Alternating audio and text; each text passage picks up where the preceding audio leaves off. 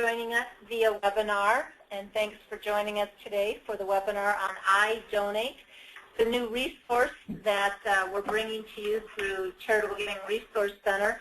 Just a few housekeeping items before we get started. Just want to remind everybody that we'll take questions at the end of the webinar, and if you have a question, you have the option of typing that in on the lower right-hand portion of your screen. So if you get that typed in, Tim will let me know when we have questions, and at the end we'll answer all of those. The iDonate webinars are going to be happening every month throughout the 2013 year. It will be the first Tuesday of every month. And if that doesn't work for some of you, the iDonate group will also be doing them on the third Wednesday of the month. And we'll get those dates listed out on the Charitable Giving Resource Center website. And it's new as of this morning. There's an iDonate tab on the upper right-hand portion of the website. So feel free to click on that. Well, I'm excited today to talk about iDonate simply because as a frontline fundraiser for many years, it was frustrating to see that while 90% of an individual's assets were kept in non-cash assets, only about 10% of their giving ever came from that group. So there was a real opportunity that we were missing.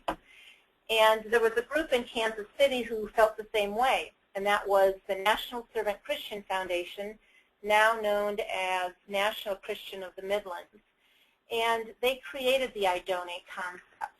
And it's pretty basic, and we're going to go through some of the specifics about it today. But they created it, it's been probably 5, maybe 6 years ago, and in the last 12 to 18 months, they've really refined it and bolstered what this website and this service to you can do.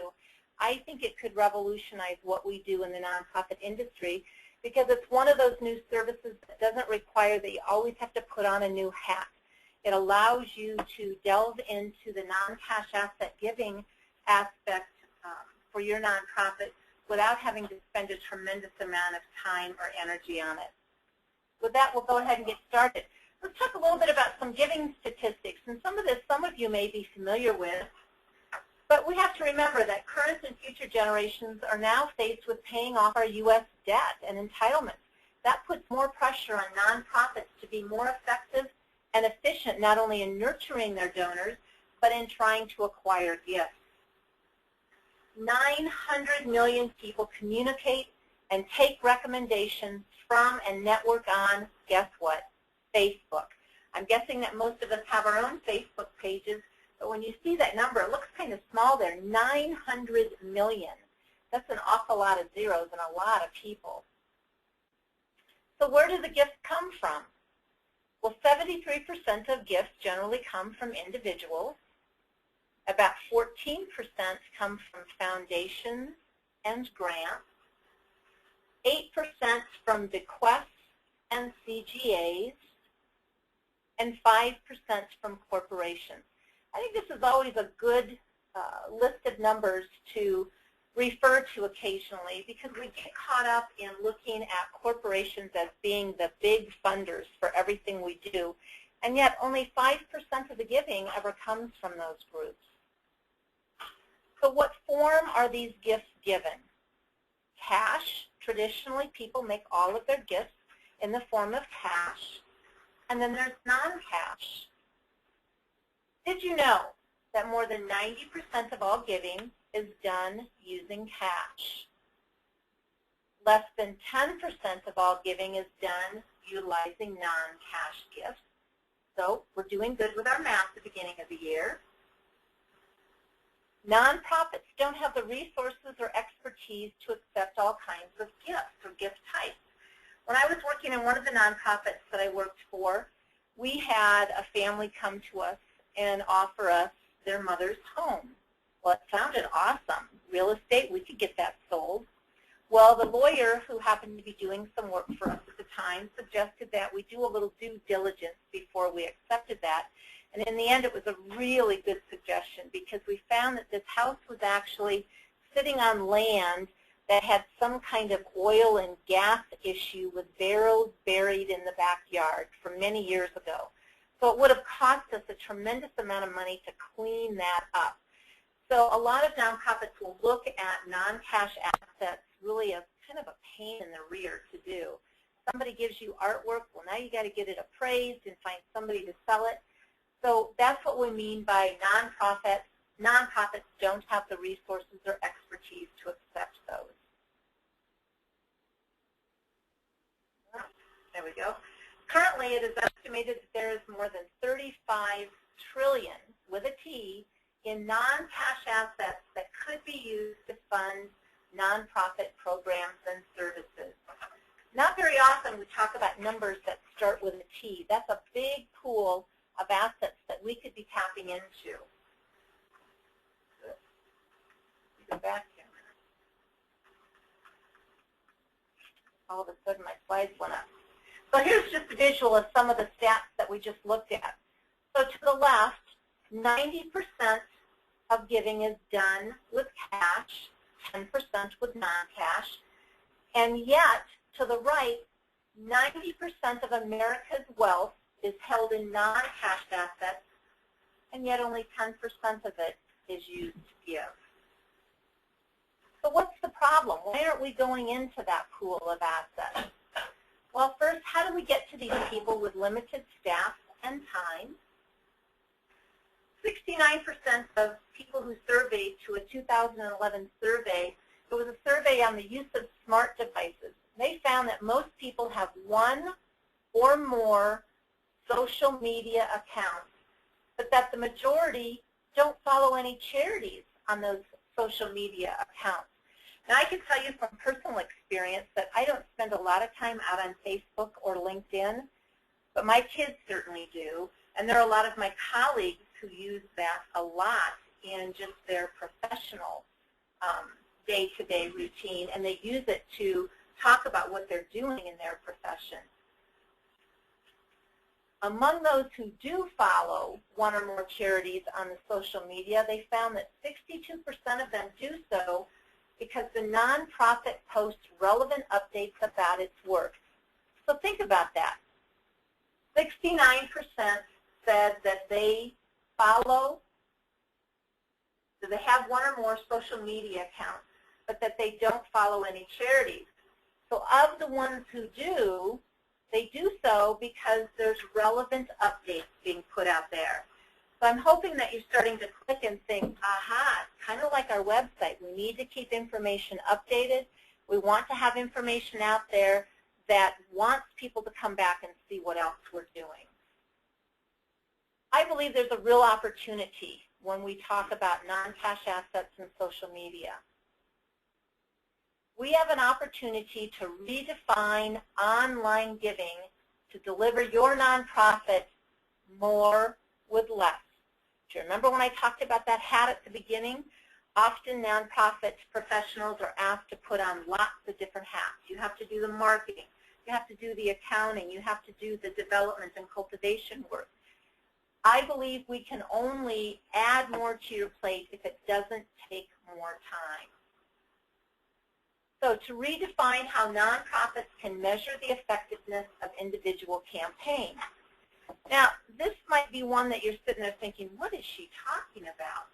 Well, when we kick off direct mail campaigns and we kick off email campaigns, and not many of us are into that market yet, how do we determine the effectiveness of that?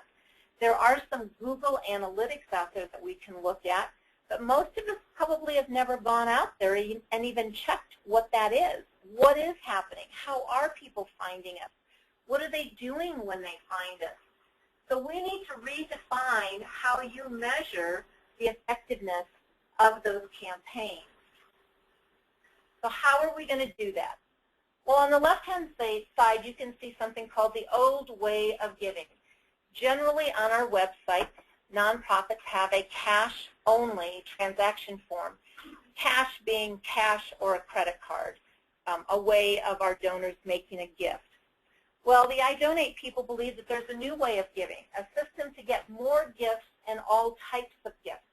So you can see on their wheel, they talk about non-cash donations, mobile donations, meaning not donations that walk around, but things that you can do off your mobile phone, social marketing, cash donations, and the use of impact videos. And those are videos that tell stories. They might be stories that one of your donors does. You may take one of those little handheld video recorders out with you, and a donor talks about the exciting way that they were able to use a gift of grain to help your organization and to help them. And we're going to look at some of these a little bit later.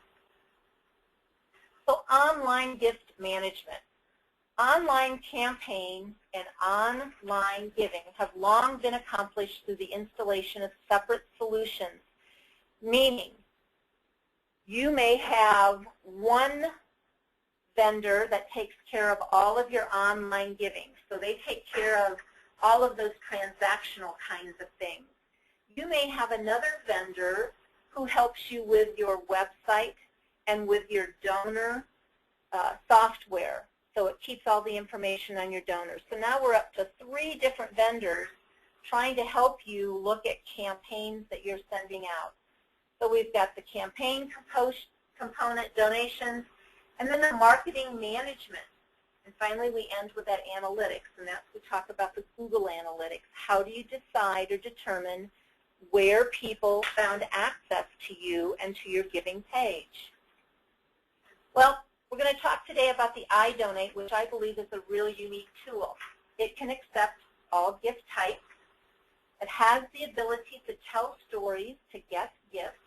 So again, it could be stories from your donors, could be stories from the people that you assist through your organization. And then it can present a gift's real impact. And they refer to this as the equivalency equation.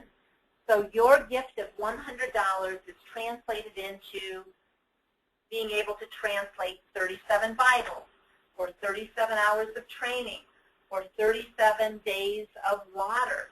So whatever the impact is on your service end, what is that? How cool would that be for a donor to make a gift and to know immediately the impact of the gift that they just made?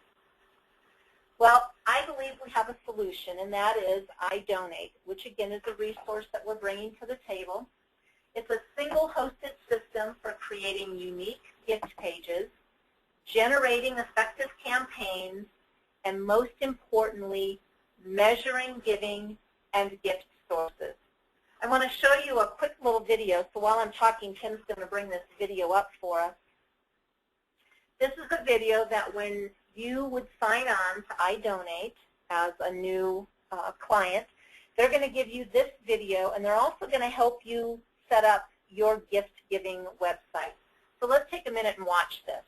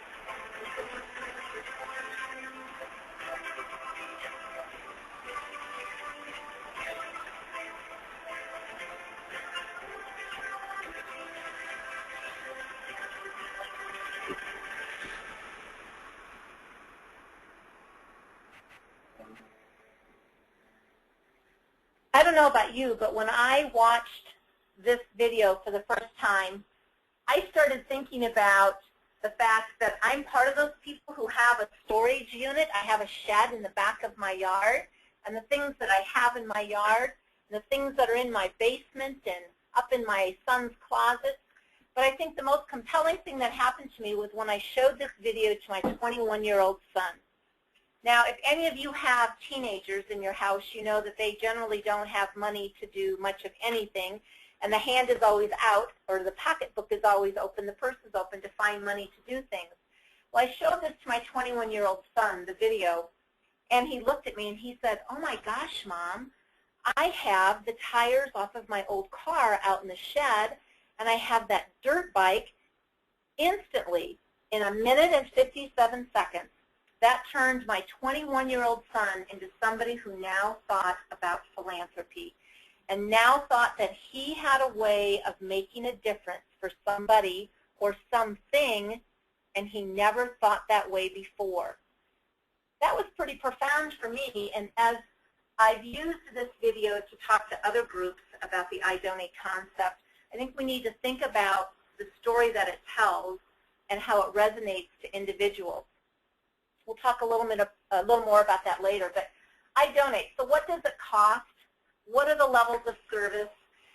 And how would it help you? Well, there are 3 levels of service. There's first the basic I Donate. Then you can get into something called the I Care component, and then the I Donate campaign manager. And we're going to talk about each one of these individually. So on I Donate, for $99 a month, you'll get service and support. You'll get fixed and variable rate merchant account plans, so that's the fee that's charged when people make a gift on your website, either through their credit card or some other mechanism. You'll get the online gift management and the analytics to know how people got to you. Where did they come from? Was it a search on the web? Did they come from another website? Did someone refer them? And then you'll get affiliate and subchapter pricing. Now, for some of you that I see on the list, this will be important. If you're a healthcare institution, so you're a large hospital that has smaller county hospitals that work underneath them, maybe you have management agreements with them, what happens here is that the main or the host pays $99 a month, and any other affiliate that signs on, it's only $60 a month, and they get all of the same services. So they can have their site customized, and it can feel just like theirs, even though they're an affiliate of yours. Included with every new I Donate onboarding, and they call the onboarding of just getting on board with the concept of non-cash asset giving online, you get assistance in fully establishing your I Donate account and the I Donate services. You'll get the marketing content and assistance in creating and launching an initial email campaign focused on gifts of non-cash assets. And then after the completion of that initial free campaign, they'll deliver a report and analysis of the campaign results. And these results and that analysis are things that you can go out and find yourself. You'll have access to all of that, but they're going to teach you how to figure it out and what it looks like. So this is the basic component. And when we talk about the first email campaign, there have been some nonprofits who choose to just do that basic I Donate, and they just have it sitting out there on their website. They may have the web link running on a television in their lobby or in some of their meeting rooms so that people see and understand that they have access to that, and they don't do the campaign. So I want you all to understand that with that first level of service, they'll help you with one campaign, and then you could move into the next level. And that's called I Care. That really is just looking at doing additional campaigns throughout the year.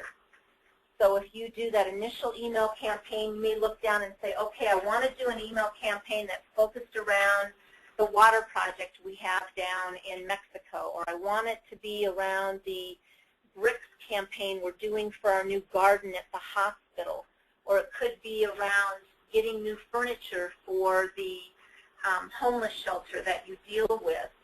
So the I Care component is level 2 of I Donate that allows you to do multiple email non-cash asset campaigns within a 1-year time period. Then we have the I Donate Campaign Manager. So how do you measure which marketing efforts are paying off? With the I Donate system, you can execute, nurture, and track all the metrics that lead to a donation. But how do you do that? So after that first or that initial email campaign that you did, you say, gosh, I'm going to do more email campaigns, and I want to make sure I understand how to do this, and gosh, maybe I want them to do it.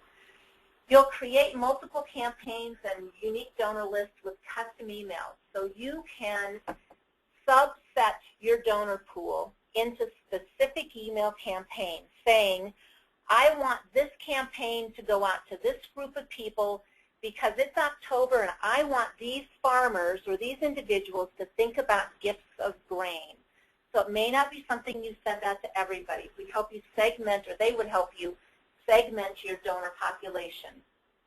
You can see email opens and clicks to gift page actions that lead to donations. These are called closed-loop marketing analytics that tell you if your campaign is working.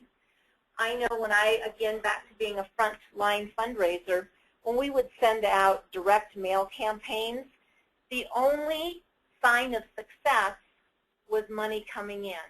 You never knew about the person who was going to hold on to that direct mail piece and maybe 2 years from now pull that out of a pile and say, oh my gosh, I'm at a time in my life that I want to do something about this. And then they send it in and you think, holy cow, this was from a long time ago. The same thing can happen with online giving. You want to know what's bringing these people back to the table to make that gift. And then it adds a feature called marketing widgets on your gift page to help track keywords for your cause along with your social branding mentions. So it's going to help bump you up in the search engines, and they can help make that happen. So there's a pricing for that, and that pricing is dependent upon the number of email contacts that you're going to use to do the campaigns under this campaign manager. So for those of you who have in the upwards of 50,000 plus, and that will be some of the higher education people that are online today, you may fall into that category, and that would be $150 a month to help utilize the campaign manager concept. So let's look a little bit at the I Donate gift flow. Well, the first thing you do is the donor goes onto your website, they see your impact videos, they look at the I Donate non-cash asset video and they say, gosh, I want to do this. So they go in and they start running down the form to fill out, and they get to the place where it asks the kind of asset, non-cash asset that they want to give. Now, I will tell you that I Donate doesn't accept everything. They're not going to accept boxes of baby clothing or used strollers or excess exercise weights that you have in the basement. They're going to be pretty specific about the asset classes that they will allow your donor to click on.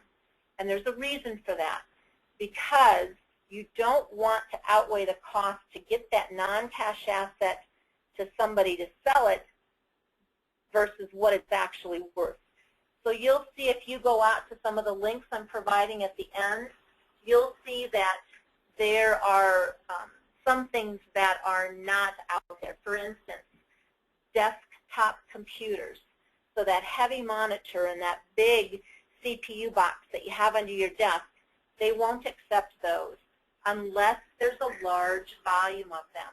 So if you're working with an individual who owns a company and they've got 20 plus, let's say, desktop computers, that's when you may want to pick up the phone and call I Donate and say, look, this is what I have, and they can help arrange a large pickup of that.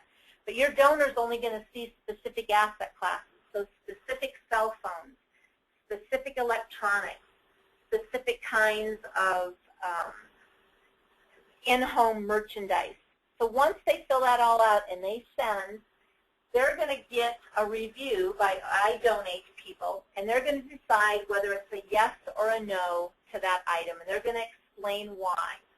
If it's a yes, they'll send the donation instructions to the donor's email, and they'll know instantly what's going to happen. That comes to step number 3. iDonate will either pick up the donation or the donation will be mailed to iDonate and the title is transferred. Let's back up a little bit. If I want to donate my old iPhone 4 because I got the new one, the iPhone 5 for Christmas, I'm going to get an email, and attached to that is going to be a shipping label, a prepaid shipping label. So all I have to do, the instructions are going to tell me to wrap up that phone, put it in an envelope, slap the sticker on it, and drop it in a UPS or a FedEx box and send it away.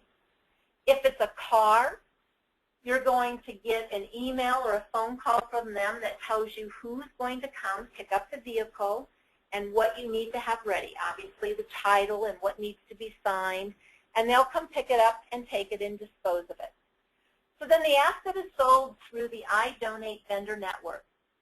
And believe it or not, they can do this anywhere in the continental U.S. So if you have a donor in New York City that wants to donate something to your nonprofit here in Des Moines or your nonprofit in California, they can do that because this network has been established and is big enough that it can access people to dispose of those.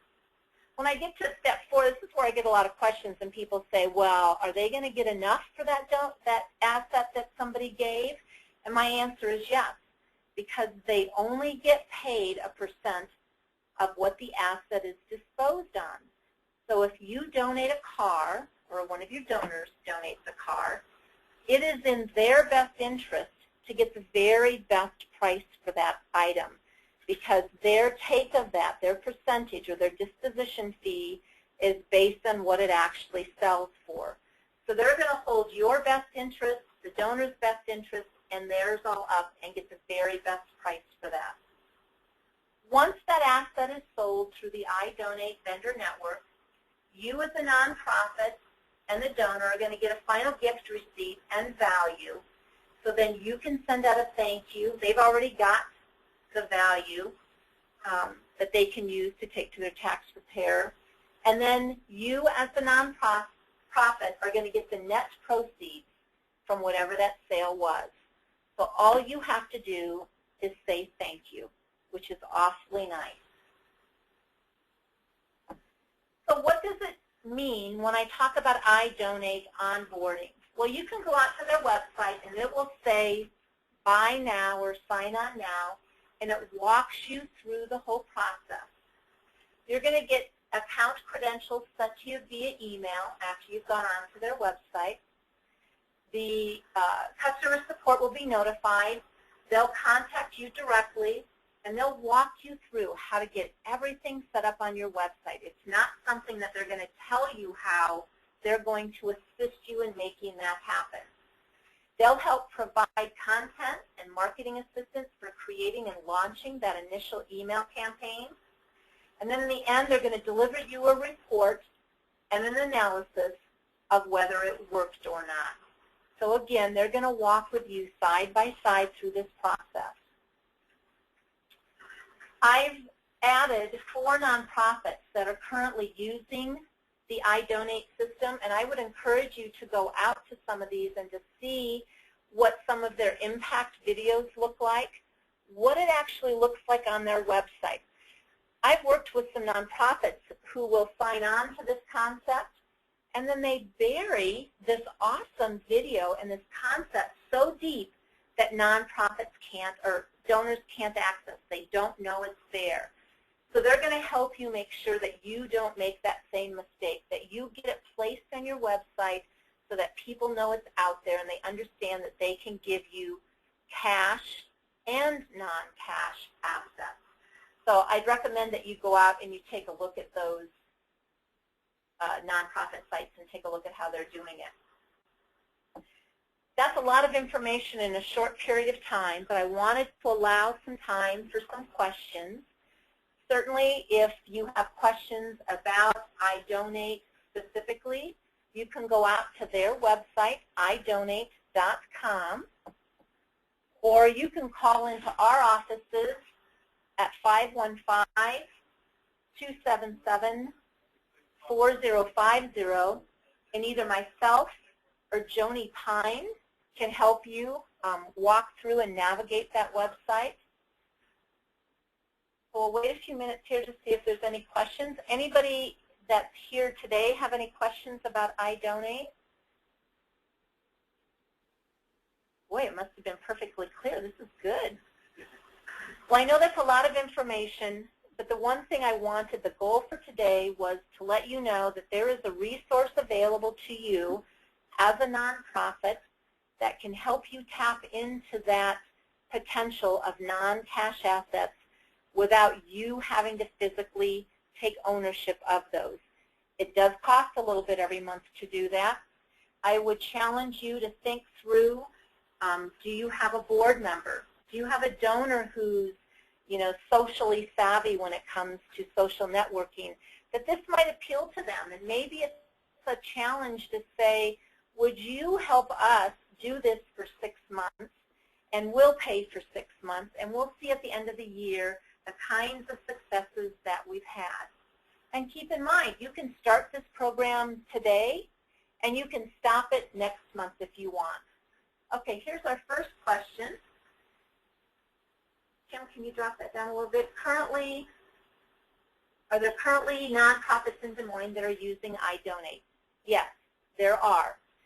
I'll give you 2 examples, and I haven't looked at this website in the last week or so, so I don't know if there have been any changes, but you can go out and look at Hope Ministries. David Burrier is using that. Now, he's changed it just a little bit, and you might have heard him on the radio over the holiday time talking about Value Plus and the gift of vehicles, and he's done some really good work using iDonate and that concept. There's another group called America's Family Coaches that is using that. And I will tell you that you have to dig kind of deep to find theirs, and so they're looking at moving that a little front page now. But you actually have to hit the donate button, go all the way down after all the information that you have to put in as a donor, and there's a little orange button at the very bottom left that says other giving options, and you click on that and it will take you to the iDonate information. So there are nonprofits in Des Moines that are using that very effectively. And as you can see from the other 4 that we've given you, there are others across the country. On the idonate.com website, they list all of the charities, and there are hundreds of them that are currently using the iDonate online non-cash asset giving system. So take a look at that, and you'll be able to see who else is out there doing that. Maybe similar kinds of nonprofit organizations, somebody who does a similar kind of service that you do. Are there other questions? Okay, there's one here. If I have a donor that wants to donate a car at the end of the year, and the car isn't sold until January, do I still get the tax deduction for last year, or is it based on when the car is sold? I believe the minute that that title is transferred, you can take that as a gift, but that's a good question. I will get the answer to that when we send out the information at the end of this. Gina will send out something tomorrow. I'll make sure that I comment on that. Very good question. Other questions? Well, again, there'll be another iDonate webinar next month. That's going to be on Tuesday, February 5th, and we'll do it at 4 p.m. We're going to try to alternate them between lunch and dinner. We'll be doing next month a webinar on Green Standards Limited. Now, that may sound like something that you think, what the heck is she talking about there, too? But I will tell you, it's something that you want to listen to. It's a group out of Canada who helps large corporations dispose of their office furniture and equipment if they're making a move, or maybe they're closing one shop and going to another state. And you as a nonprofit could become the beneficiary of some of those items, and it costs you nothing. They deliver them to your doorstep. So Trevor Langdon out of Canada is going to do that webinar, and I would encourage all of you to jot that down. That's Thursday, February 28th at noon, and that is Central Standard Time. With that, I'm going to say goodbye and thank all of you for coming to our webinar on iDonate today. And as always, if you have questions or are looking for resources for your nonprofit and you're not sure where to go, you can always give us a call. Have a great rest of the week.